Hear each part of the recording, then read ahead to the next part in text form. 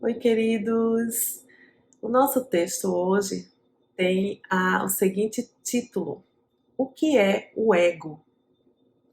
O ego é idolatria, o sinal de um ser separado e limitado, nascido em um corpo, destinado a sofrer e a terminar sua vida na morte.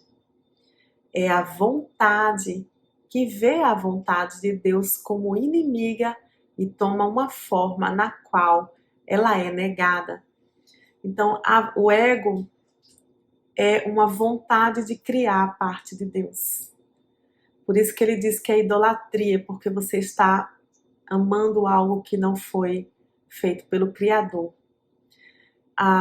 E essa vontade do ego torna a vontade de Deus inimiga, porque aí nós não queremos fazer a vontade de Deus, nós queremos fazer a vontade do ego, tá? E a vontade de Deus então é negada.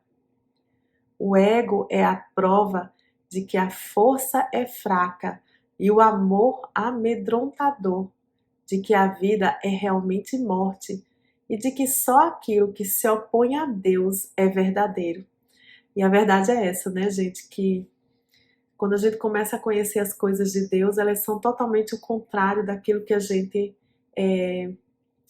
tinha como verdadeiro na vida da gente. Por exemplo, a gente começa a saber que o dar é mais importante do que o receber. A gente começa a saber que as coisas que nós estamos vendo são ilusórias, né? Que tudo aquilo que a gente toca, que a gente cheira, né? Tudo aquilo que a gente vê, tudo isso é ilusório. Então é o contrário daquilo que é verdadeiro. O ego é insano. Ele se estabelece no medo, além de todos os lugares, a parte de tudo, separado do infinito. Em sua insanidade, pensa que veio a ser vitorioso sobre o próprio Deus. E em sua terrível autonomia, vê que a vontade de Deus foi destruída. Ele vê entre aspas, tá?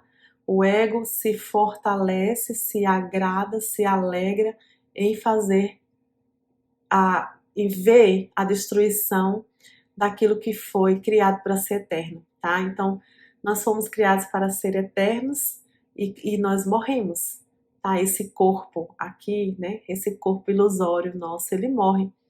Então, é como se o ego estivesse vencendo a Deus.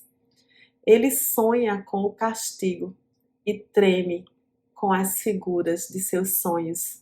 Seus inimigos que buscam assassiná-lo antes que ele consiga garantir a sua segurança atacando-os.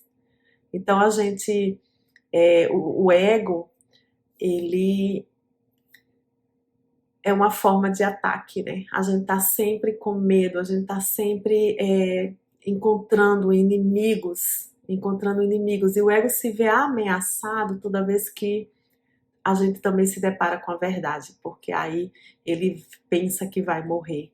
E aí ele cria ataques, até mesmo no corpo, até mesmo com doenças, tá? O ego, quando ele vê que a verdade entrou em você, ele começa a te tentar, te provar, tentar te trazer de volta para a velha ideia do ego. Então é isso que a gente passa, provações enormes que a gente passa quando a gente começa a entrar na vida espiritual, porque o ego não quer perder.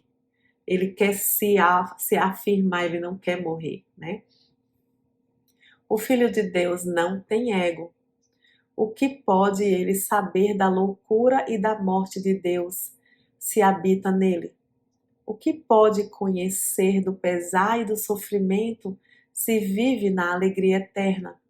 O que pode saber do medo e do castigo, do pecado e da culpa, do ódio e do ataque, se tudo o que o cerca é a paz que dura para sempre sem conflitos, imperturbada, no mais profundo silêncio e tranquilidade? Então, a verdade sobre nós é que nós não temos nenhum conflito, nós não vivemos em nenhum desafio, em nenhuma tristeza, em nenhuma dor. No entanto, O Filho de Deus, ele está silencioso dentro de nós. Ele está numa dimensão que nós não estamos acostumados a viver nela. Nós vivemos na mente. E na mente, aí estão todos os conflitos do ego.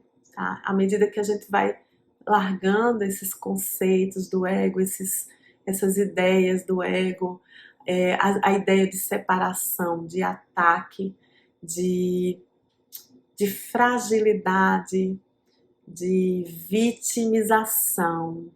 Quando a gente começa a aceitar a nossa divindade, a gente vai achar um lugar onde só a paz, e essa paz, essa tranquilidade está permanente no Filho de Deus, em nós.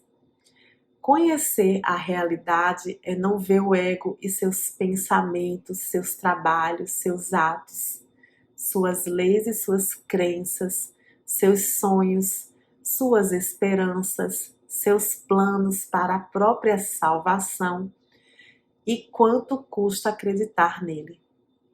O preço da fé no ego é tão imenso em sofrimento que a crucificação do Filho de Deus é diariamente oferecida no seu santuário escuro e o sangue tem que ser derramado diante do altar, onde os seus seguidores doentios preparam-se para morrer.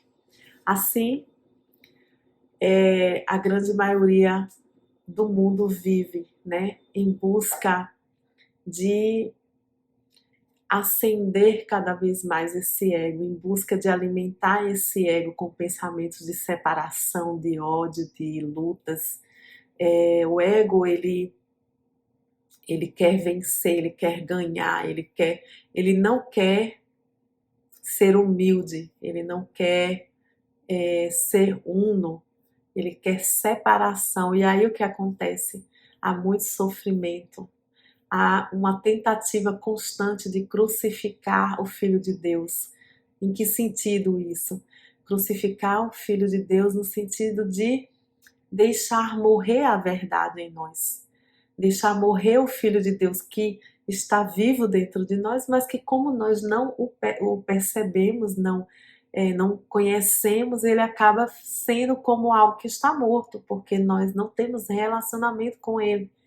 Então esse é o desejo do ego, tá?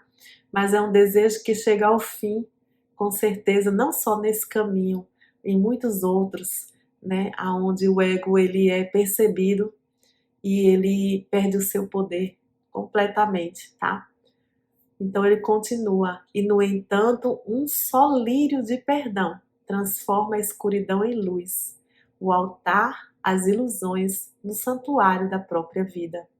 E a paz será para sempre restituída às mentes santas que Deus criou como seu filho, sua morada, sua alegria, seu amor, completamente seu, completamente um com ele. Amém, queridos? Deus abençoe.